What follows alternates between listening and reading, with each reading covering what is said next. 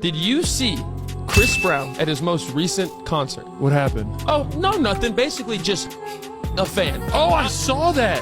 People look close enough and he just goes, you look good. Come here. That was a fan? That was a fan. አንድ የሙዚቃ ኮንሰርት የዓመታት ፍቅርን ወይም ትዳርን በሰከንዶች ውስጥ ያፈርሳል ብላችሁ ታስባላችሁ? ለክሪስ ብራውን አድናቂዎች ግን ይህ እውነታ ሆኗል።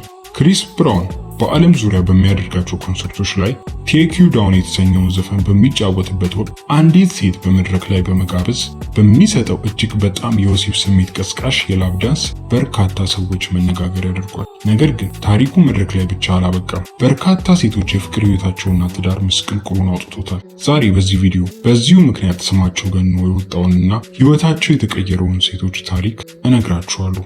በመጀመሪያው ክስተት እንጀምር። አሪያና ሚሊ በለንደን የ02 አሬና ኮንሰርት ላይ አሪያና መድረክ ላይ እንድትወጣ ተጋበዘች። ክሪስ ብራውንም አጠገቧ በመቀመጥ እጅግ የተቀራረበ ዳንስ ይደንስላት ጀመር። በስሜት ውስጥም ሆና ክስተቱን ተደስታበታለች። ነገር ግን ይህ ቪዲዮ በቲክቶክ ላይ ሚሊዮኖች ጋር ሲደርስ የወንድ ጓደኛዋ ኦሊ አልወደደውም። ኦሊ ቪዲዮን ካየ በኋላ በቲክቶክ ገጹ በቃ ሁሉም ነገር አብቅቷል ትቼዋለሁ በማለት ግንኙነታቸውን ማቋረጡን ይፋ አደረገ። አሪያና ከክሪስ ብራውን ጋር ላሳለፈችው ጥቂት ደቂቃ ስትል ከፍቅረኛዋ ጋር እንድትለያይ ሆነ። ሁለተኛዋና ምናልባትም በከፍተኛ ደረጃ ትችት የገጠማት ሴት ደግሞ በኢንስታግራም እና በቲክቶክ ተጽዕኖ ፈጣሪዋ ሮክሳ ዛንጋሩ ናት። ሮክሳ ያገባችና ልጅ ያላት እናት ነበረች።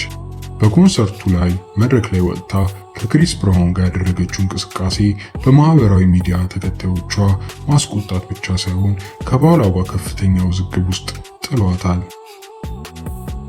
ብዙዎቹም ያገባች ሴት እንዴት እንደዚህ አይነት ድርጊት መድረክ ላይ ታደርጋለች በሚል የወቀሷት ሲሆን ክስተቱን በትዳሯ ላይ ትልቅ ስብራት ፈጥሮ መጨረሻውም ለፍቺ ተዳርጓል።